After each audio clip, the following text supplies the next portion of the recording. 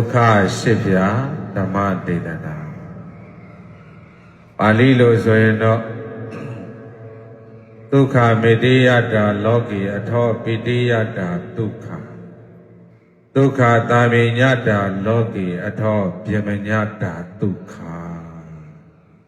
ဒါပါဠိလိုမြန်မာလိုပြောရင်နံပါတ်1မှတ်ထားပါအမေလှုပ်ကြွေးရင်ချမ်းသာမယ်တဲ့ဘုရားကနံပါတ်1ကဗါတဲ့တော့ကျေးဇူးကြီးမှ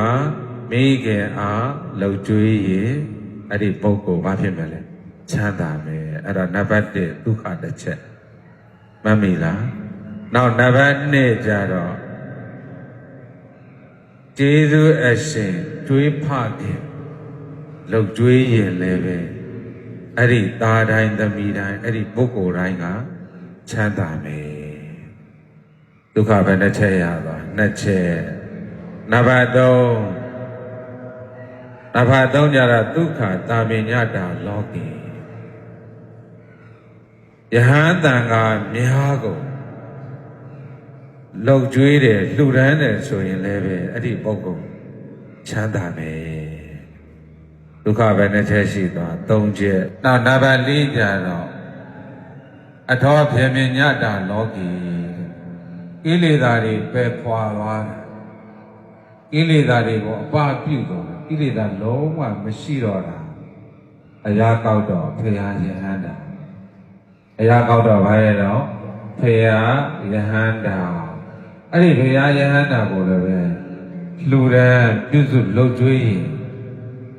ချမ်းသာတယ်အဲ့ဒါမှတ်မိလားဒုက္ခယာဝဇရာတိလံသီလရှိရင်ချက်သားတို့ချမ်းသာမယ်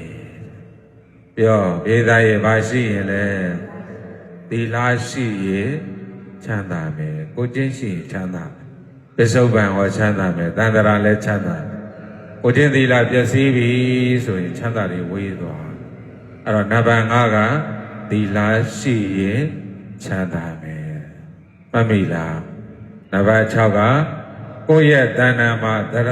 တိရေချမ်းသာပြီဒုက္ခတတ္ထာပရိဋ္ဌိတာသရတိရေချမ်းသာပြီသရတိတဲ့ဆိုတာဘာပြောတာလဲဘုရားကိုသက်ဝင်ယုံကြည်တာတရားကိုသက်ဝင်ယုံကြည်တာသံဃာကိုသက်ဝင်ယုံကြည်တာကိုပြုတဲ့ကုသိုလ်ကိုယုံကြည်တာအဲ့ဒါသရတိပြီအဲ့ဒီတည်တဲ့အတွက်ချမ်းသာပြီချမ်းသာဘယ်နှမျိုးဖြစ်သွား6မျိုးသူခောပညာယပရိလာဘောတဲ့နံပါတ်9ပညာရပြီဆိုရင်လည်းပဲချမ်းသာပြီတဲ့ပြောပညာရရင်လည်းပဲချမ်းသာတယ်လူလောကနေတဲ့ပုဂ္ဂိုလ်ကတော့အတတ်ပညာပေါ့မှတ်မိလားအဲ့အတတ်ပညာမရှိရင် तू ကဆင်းရဲမှာပဲမနော်မှတ်မိလားအဲ့တော့အတတ်ပညာရရင်လည်းပဲဘာဖြစ်မလဲချမ်းသာပြီအမြင့်ဆုံးအနေနဲ့တွေးမယ်ဝိပဿနာပညာရရင်ချမ်းသာပြီတဲ့ပြောပါရဲ့တော့ဝိပဿနာပညာရရင်ချမ်းသာပြီတဲ့ဝိပဿနာပညာရရင်ကိလေသာတွေချုပ်ရင်ချမ်းသာပြီပေါ့မှန်ရလားနောက်နံပါတ်8ချမ်းသာကတော့ပါပတ္တအကရဏံဒုက္ခချက်သားတို့မကောင်းမှုဒုစရိုက်မပြုခြင်းသည်ချမ်းသာပြီ